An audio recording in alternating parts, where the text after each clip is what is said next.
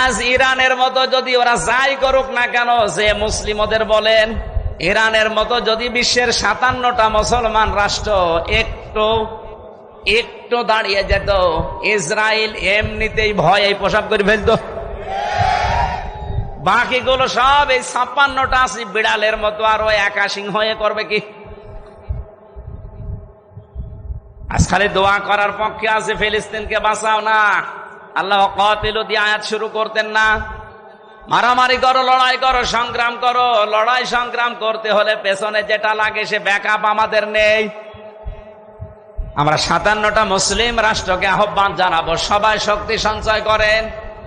ওদের তো শক্তি শুধু ইমানের কোন শক্তি নেই, ওদের বাহ্যিক কিছু শক্তি আছে, ওগুলো ধ্বংস করার জন্য আমাদের যা আছে এর সাথে ইমানের শক্তি যোগ হলে সব প্রসাবের মতো ভেসে যাবে।